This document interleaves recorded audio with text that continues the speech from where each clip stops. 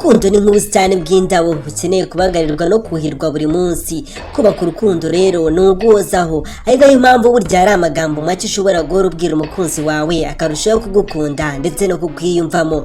Iyemeza igihe cyose uzaba ufite uwo ukunda, yaba umuhungu cyangwa umukobwa, uzajya umubwira amagambo akurikira azatuma burya rero ngo igihe cyose muzaba muri kumwe bibanyura mwembi.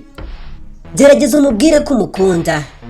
Ndagukunda, iri ni ijambo ryoroshye kandi rikwiye kubwirwa umukunzi wawe. Gerageza kujya urimubwira igihe cyose agusekeje cyangwa se igihe cyose akoze ikintu gishobora burya kukwibutsa impamvu muri kumwe. Gerageza umubwire ko umutekerezaho. Uti sheri, nayo ndi kugutekereza. Ni byiza kubwira umukunzi wawe ko umutekereza niyo mutari kumwe. Nubona ikintu kigushimishije uyu munsi kimumenyeshe. Ikindi burya gerageza umenye uko umukunzi wawe yiriwe. Umubaza uti ese sheri wiriwe ute? Imenyereze kubaza umukunzi wawe ibibazo ahura nabyo mu kazi ke ka buri munsi. Mubaze kuri mugenzi we bakorana batumvikana cyangwa se akazi gakomeye yakoze uwo munsi. Umuha umwanya nawe akugezeho ibyifuzo bye.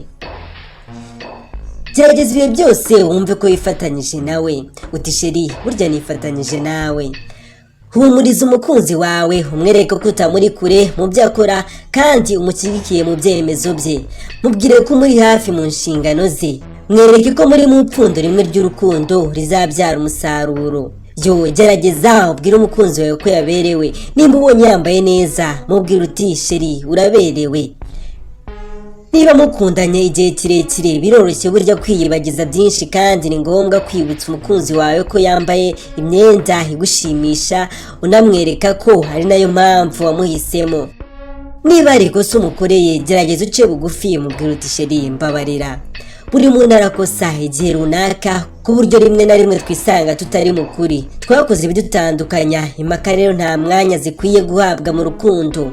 Rero saba imbabazi igihe ukosheje, saba imbabazi z'uko wababaje umukunzi wawe, saba imbabazi yewe niyo yaba atari ikosa ryaguturutseho. Gerageza wereke umukunzi wawe ko ntawe basa. Uti sheri ntawe musa. Umukunzi wawe bisaba ko inshuti yawe magara. Niba rero utifuza gutemberana nawe, ubwo ntibyagakwiye ko mugirana imishyikirano cyangwa se ibiganiro biganisha ku rukundo. Umvisha umukunzi wawe ko ari umuntu w'ingenzi kuri wowe ndetse ko nta n'umuntu wamugiranya nawe ku iyi si, ko ari we ubaruta bose. Gerageza umubwire ko ukunda ibitekerezo bye. Uti sheri nkunda ibitekerezo byawe. Ujye ubwira umukunzi wawe ko ukunda ibitekerezo bye. Mumenyeshe ko ubona ari umunyabwenge, uzi gukundana, unafite impano nyinshi. Iteka ujye umubwira ko umwubaha. Nk'uko habaho umubano w'abakundana, icyubahiro ni ngombwa nanone hagati y'abakundana. Muha umwanya wo kukugira inama no kuguha ibitekerezo. Umuntu iyo yumva ko yubahwa, yiyumvamo uburyo ibyishimo akanumva ameze neza cyane. Gerageza umubwire ijoro ryiza nk'igihe mugiye kuryama. Turi mu gihe itumanaho ryorejwe cyane, ku buryo buryo umuntu ashobora kohereza ubutumwa bugufi ku bantu bose icyarimwe bukabageraho mu gihe gito. Nta mpamvu n'imwe ishobora burya gutuma utabwira umukunzi wawe uti ugire ijoro ryiza mukunzi.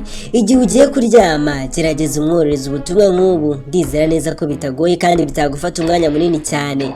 Mumenyeshe ko umutekereza n'iyo mwaba mwiriwe mutaganiriye. Yari Hot Time TV, reka ngushimire gukomeza gukurikirana ibiganiro byacu, ukande subscribe nimba unyurwa n'ibiganiro nguhereza, kugira ngo n'ubutaha uzarusheho kubana natwe. Tugufite ibiganiro byinshi cyane burya bishobora kugufasha mu buzima bwawe bwa buri munsi.